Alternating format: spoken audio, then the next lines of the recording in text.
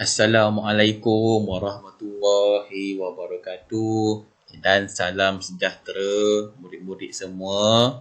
Okey, bertemu kita pada hari ini lagi bersama dengan Cikgu Ashraf bagi mata pelajaran Reka Bentuk dan Teknologi tahun 4. Okey, pada hari ini kita akan menyambung kita punya pembelajaran yang lalu.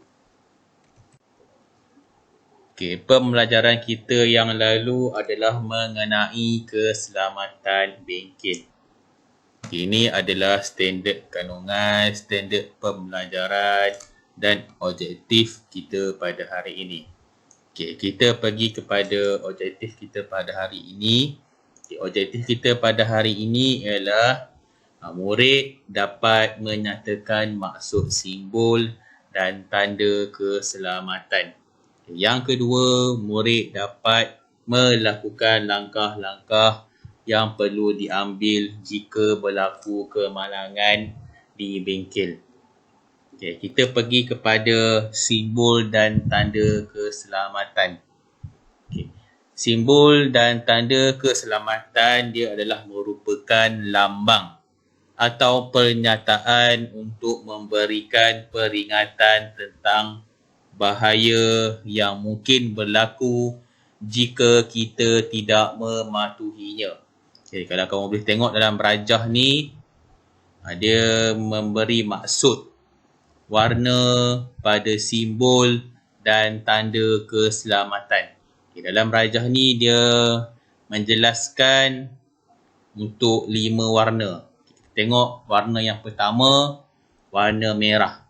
Warna merah ni dia bermaksud larangan dan juga pemadam api. Itu adalah warna merah. Okay, kalau dia berwarna kuning, dia bermaksud dia lebih kepada perhatian, amaran, waspada dan potensi bahaya. Ini adalah untuk simbol dan tanda keselamatan yang berwarna kuning. Yang seterusnya, warna hijau. Warna hijau ni dia lebih dia bermaksud zon aman dan juga pertolongan pertama. Itu adalah warna hijau. Yang keempat, warna biru. Warna biru ni dia bermaksud wajib dipatuhi. Kalau contohnya warna biru ni, kalau kamu selalu tengok dekat sekolah kita, kamu tengok signboard parking OKU. Dia berwarna biru, wajib dipatuhi. Maksudnya dekat situ tak boleh orang yang bukan OKU, tak boleh parking kereta dekat situ. Dia mesti ada stiker OKU baru boleh parking dekat petak yang warna biru. Maksudnya dia wajib dipatuhi. Yang terakhir adalah warna putih. Warna putih ni dia bermaksud informasi umum. Dia lebih kepada dia menyatakan maklumat ataupun penerangan. Okay, kita tengok contoh-contoh simbol dan tanda keselamatan yang kita akan pelajari pada hari ini. Yang pertama, kita ada simbol utamakan keselamatan. Tanda ini dia bermaksud sebagai peringatan kepada pengguna bengkel supaya sentiasa mengutamakan keselamatan. Kalau kamu tengok simbol ni selalunya dia berada di tapak-tapak binaan, di dalam bengkel pun ada. Maksudnya kalau adanya simbol ni, dia lebih kepada peringatan untuk kita sebagai pengguna ni supaya mengutamakan keselamatan. Kalau kamu tengok simbol yang warna putih tu, ada gambar topi, ada gambar kasut, sarung tangan dan Google. Maksudnya kalau masuk kat kawasan tu, dia kata kena pakai benda-benda ni. supaya dapat mengelakkan daripada berlakunya kemalangan yang tidak diduga. Okay. Seterusnya, kita pergi kepada simbol yang kedua, simbol bahan beracun. Okay, dia bermaksud bahan yang dilabel dengan simbol ini dikategorikan sebagai racun kerana ia menyebabkan kemudaratan atau kematian. Kalau kamu tengok simbol ni, dia lebih kepada kata bahan yang beracun. Dia bahaya. Kamu tak boleh minum, tak boleh, jangan. Kalau kamu minum, boleh menyebabkan kematian. Jangan, bahaya. Jadi kalau sebelum kamu nak gunakan bahan-bahan cecair yang berada di bengkel, di rumah kamu, di mana-mana, tengok dulu dia punya simbol dia. Kalau ada simbol tengkorak ni, maksudnya dia adalah bahan beracun. Jadi kamu perlu berhati-hati semasa menggunakan bahan ini. Okay. Seterusnya, tengok simbol dan tanda keselamatan yang ketiga. Okay. Simbol ni lebih menyatakan tidak dibenarkan merokok. Kawasan yang dilarang untuk merokok. Dia ada gambar rokok dan asap. Lepas tu dia ada gambar palang. Maksudnya kalau ada simbol ni, dia menyatakan tidak dibenarkan merokok. Contohnya, simbol ni ada di kawasan awam. Dekat sekolah, pejabat-pejabat, pasar raya, restoran, kedai makan. Maksudnya kawasan tu kalau ada simbol ni, dia tidak dibenarkan merokok. Seterusnya, kita tengok simbol yang keempat. Alat pemadam api. Dia bermaksud alat pemadam api berfungsi sebagai langkah memadam dan mengawal kebakaran kecil. Kalau kamu tengok, kalau ada simbol ni, simbol pemadam api ni, dia sebelahnya akan ada alat pemadam api. Jadi kalau ada alat pemadam api ni, kalau berlaku kebakaran kecil, bolehlah kamu mengawal dan memadamkan.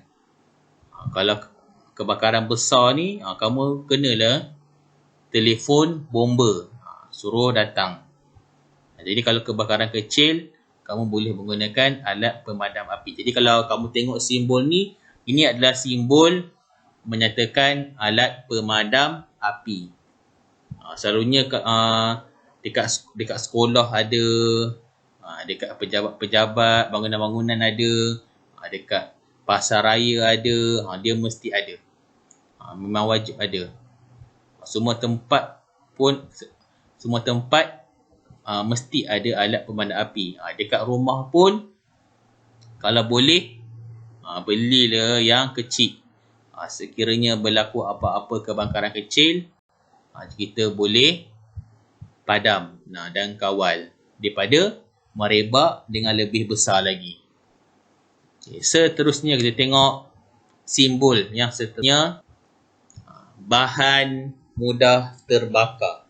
Okay. Bahan yang mudah terbakar apabila terkena percikan api. Kalau kamu tengok, kalau dekat botol-botol cecair dan bahan kimia ni, kalau ada simbol api ni, dia menyatakan bahan ni dia mudah terbakar bila terkena api.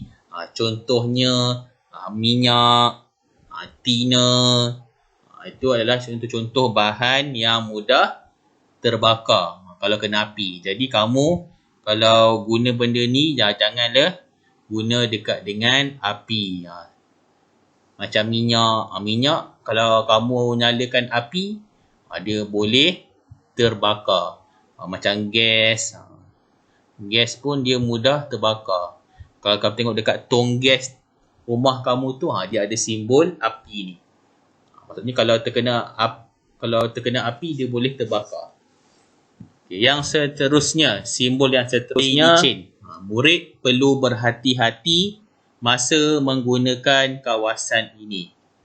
Mungkin Kalau kamu tengok kalau signboard ni, apa simbol ni akan diletakkan semasa bila adanya kerja-kerja pembersihan.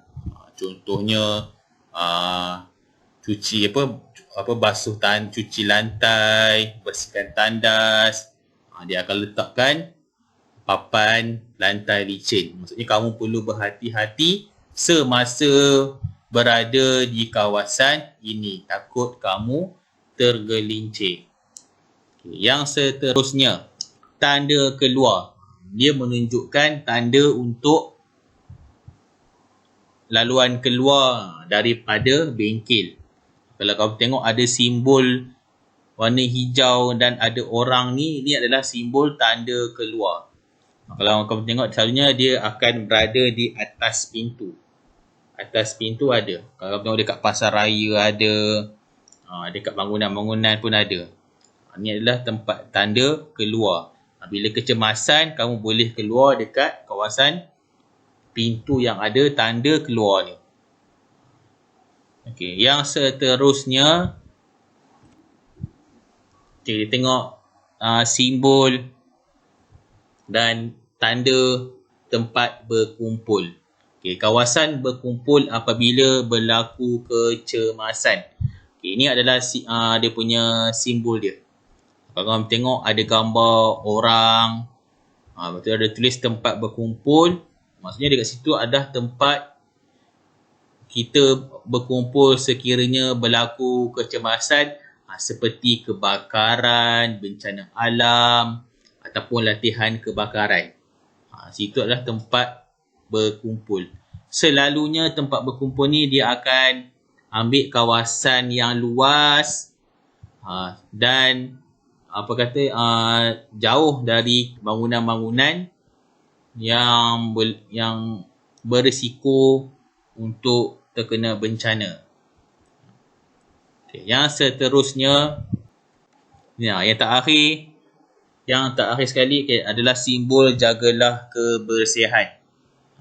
Sentiasa menjaga kebersihan di sekeliling kita dan buang sampah ke dalam tong sampah yang disediakan. Kalau kamu tengok simbol ni selalunya dia banyak dekat tempat-tempat awam. Dekat taman permainan ada, dekat sekolah ada, maksudnya dekat mana-mana ada simbol ni. Maksudnya dia supaya kamu jaga kebersihan dekat tempat tu supaya tidak kotor. Bila kotor ni berlakulah pencemaran. Jadi kamu kenalah jaga kebersihan di tempat, di mana-mana tempat, di semua tempat lah. Di rumah kamu, di sekolah, di luar, di padang permainan.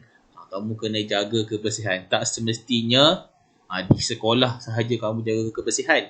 Di rumah kamu pun kamu kena jaga kebersihan. Supaya sekeliling kita ni bersih. Dan kamu pun selesa nak duduk, nak tinggal. Jadi ini adalah simbol-simbol yang kita telah pelajari pada hari ini. Kalau kamu tengok dalam buku teks, kamu boleh scan pada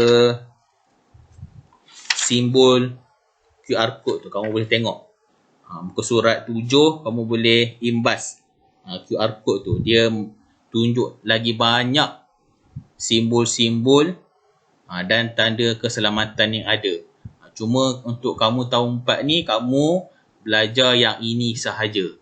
Kalau kamu tengok dekat sekeliling kamu ni, banyak lagi simbol dan tanda keselamatan.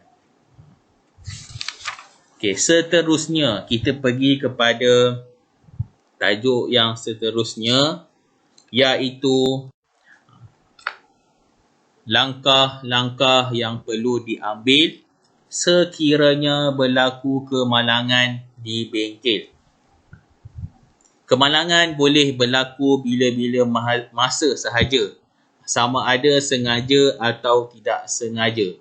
Antara kemalangan yang biasa berlaku di dalam bengkel ialah luka ringan akibat terkena benda tajam, luka melecur dan renjatan elektrik.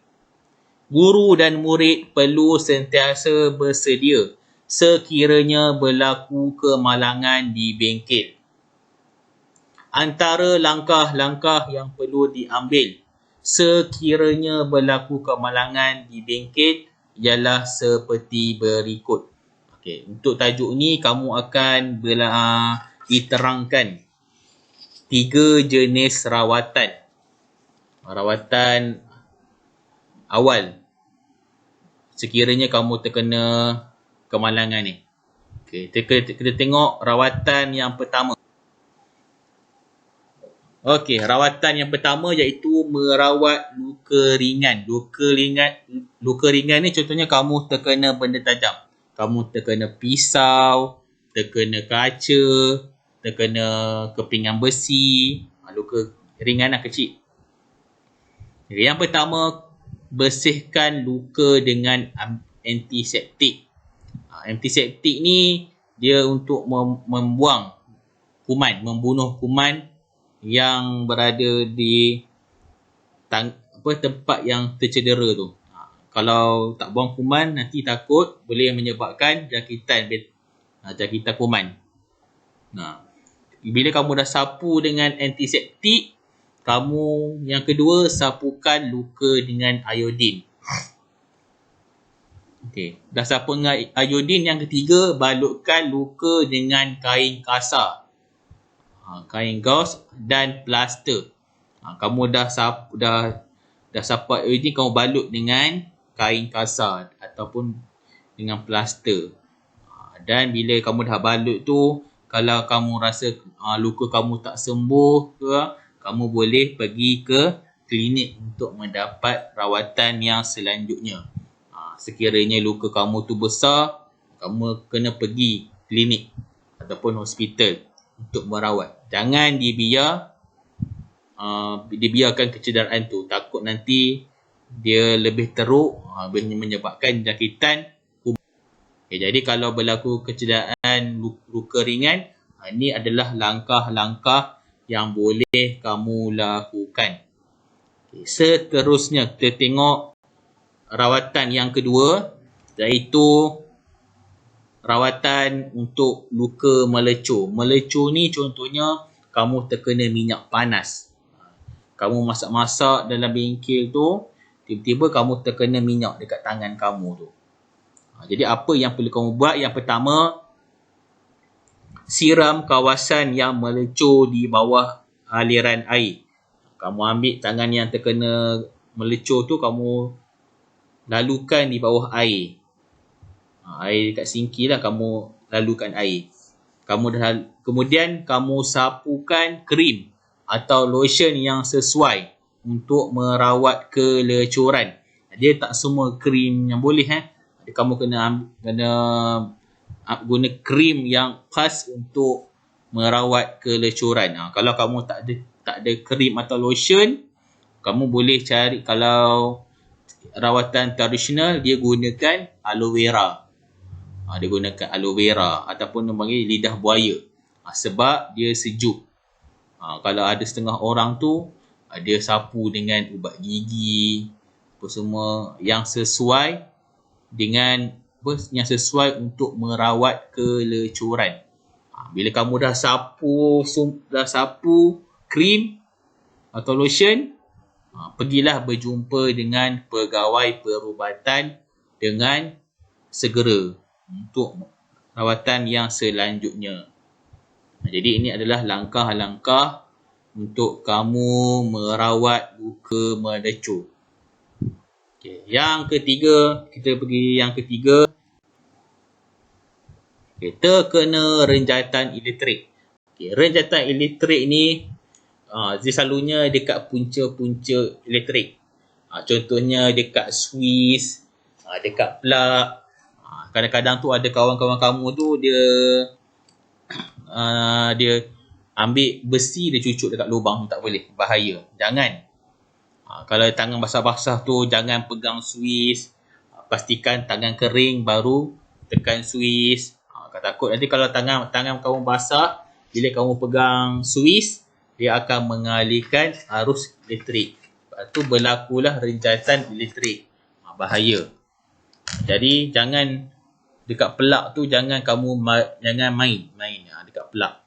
Terutamanya jangan cucuk kat dalam lubang tu. Kamu ambil pemutar skru, kamu cucuk, jangan, bahaya. Jadi kalau boleh jauhkan daripada tempat-tempat yang ada soket-soket ni, jangan. Nak pegang pun pastikan tangan kamu kena kering.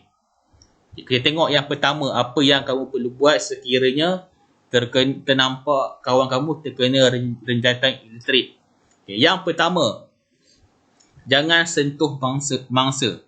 Sebab apa? Kalau kamu sentuh mangsa, elektrik yang kawan kamu kena renjatan tu boleh mengalir ke kamu dan kamu pun boleh terkena renjatan elektrik.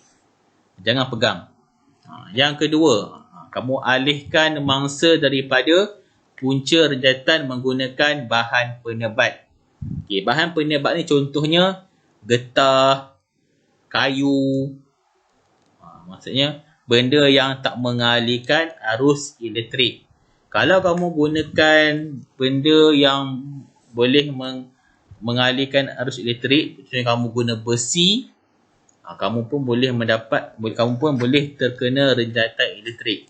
Kalau kamu nak guna kain boleh, tapi kena guna kain yang kering, jangan guna kain yang basah, sebab air adalah salah satu pengalir elektrik.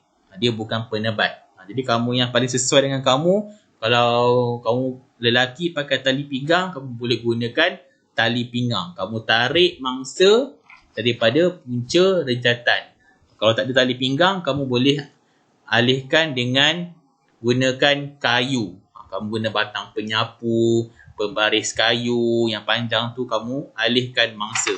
Kemudian yang ketiga, kamu rehatkan mangsa di tempat yang selesa dan dapatkan bantuan. Kamu telefonlah ambulan, bagi tahu berlakunya renjatan elektrik di kawasan kamu tu. Jadi ini adalah langkah-langkah untuk merawat luka ringan, luka melecur dan renjatan elektrik. Jadi cikgu berharap kamu tahu langkah-langkah keselamatan ni bilanya berlaku di rumah ke, di sekolah ke, di kelas ke, kamu tahu macam mana kamu nak melakukannya. Jadi ini adalah contoh-contohnya. Okey, seterusnya kita tengok plan kecemasan. Sesuatu bilik atau bangunan, dia mesti ada plan. Ini contoh laluan kecemasan yang terdapat di dalam bengkel RBT di bawah. Kalau kamu tengok plan ni, dia mesti ada petunjuk ataupun dia kata arah laluan keluar dari bengkel. Dia mesti ada dekat mana pintu dia kamu nak keluar. Kalau kamu tengok dalam rajah ni, dia murid-murid boleh keluar melalui mana-mana pintu yang terdekat sekiranya berlaku kecemasan ataupun semasa membuat latihan kebakaran di sekolah. Jadi ini adalah plan-plan. Sebab itulah dalam peraturan bengkel dia menyebutkan murid apabila masuk ke dalam bengkel kena buka semua pintu dan tingkap. Sebab supaya bila berlaku kecemasan, kamu boleh nampak dan kamu boleh keluar melalui pintu yang dibuka. Kalau kamu tutup satu pintu tu, kamu nak keluar macam mana, susah nak keluar. Jadi kena pastikan pintu dalam bengkel tu depan dan belakang kena buka. Sama juga macam di dalam kelas. Pintu depan dengan pintu belakang kamu kena buka supaya apabila berlakunya kecemasan, kamu boleh keluar dengan segera. Okey. Seterusnya kita tengok peralatan kecemasan. Okey, alat bantuan kecemasan. Okey, yang pertama, sekiranya berlaku kemalangan di dalam bengkel, murid perlu tahu di mana peti pertolongan cemas diletakkan. Peti pertolongan cemas perlu ada dalam setiap bengkel RBT. Ini penting bagi persediaan sekiranya berlaku kemalangan di dalam bengkel. Okay. Peti pertolongan cemas ni, kalau kamu tahu, dalam bahasa Inggerisnya adalah first aid kit. Peti ni kamu boleh tengok dekat slide yang ni adalah contoh peti pertolongan cemas. Okay, antara bahan dan ubat-ubatan yang perlu ada. Kalau tengok yang pertama, mesti ada ubat luka. Lepas tu iodin, kain pembalut luka, kapas, kain anduh, gunting dan plaster. Ini adalah contoh-contoh bahan dan ubatan yang terdapat di dalam peti pertolongan cemas semasa kita nak membuat rawatan jika berlakunya kecederaan ringan. Jadi murid-murid kena tahu dekat mana letaknya peti pertolongan cemas. Okey. Yang seterusnya, alat pemadam api. Ini adalah alat pemadam api yang digunakan untuk memadamkan kebakaran kecil. Pemadam api ni dia digunakan semasa berlakunya kebakaran kecil. Kalau kebakaran besar ni, kamu kena panggil bomba. Jadi pemadam api ni penting. Di dalam bengkel pun, di luar bangunan pun ada.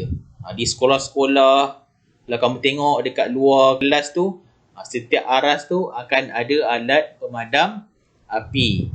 Sebab dia boleh mengawal kebakaran daripada merebak dengan lebih besar. Ni kalau kamu tengok contoh-contoh bahagian. Dia ada bahagian tuas, pin picu, muncung dan tum. Ini adalah anggota-anggota bahagian untuk alat pemadam api. Okey. Kita tengok kepada cara untuk menggunakan alat pemadam api. Yang pertama, tarik pin picu. Pin picu ni dia berada di atas. Dia berada di tuas. Bila kamu tarik pin picu tu, barulah tuas tu boleh ditekan. Kalau pin picu tu tak ditarik, tuas tu takkan boleh ditekan. Okay, bila kamu dah tarik pin picu, langkah yang kedua, kamu halakan muncung ke arah api mengikut arah angin. Kamu kenal pasti arah angin dia arah mana. Jika kamu halakan muncung tu mengikut arah lawan angin, nanti serbuk di dalam tong pemadam api tu akan pergi ke kamu. Jadi kamu kena halakan mengikut arah angin. Dia boleh ikut arah angin. Kamu boleh tengok api tu dia pergi ke arah mana. Kamu ikut arah api tu pergi, kamu halakan muncung tu. Okay, bila kamu dah halakan muncung, yang ketiga, kamu tekan tuas tu. Kamu tekan tuas tu. Dan yang keempat, kamu layangkan muncung ke kiri dan ke kanan. Kamu halakan, kamu gerakkan supaya api tu terpadam. Jadi, ini adalah cara menggunakan alat pemadam api. Okey. Baik. Okey. Cukup setakat ini kita punya sesi pembelajaran. Okey, jadi nanti cikgu akan sediakan latihan untuk kamu dan cikgu nak kamu jawab, ya. Okey, insya-Allah kalau masa rezeki kita jumpa lagi pada minggu hadapan, ya murid-murid. Okay, Assalamualaikum warahmatullahi wabarakatuh.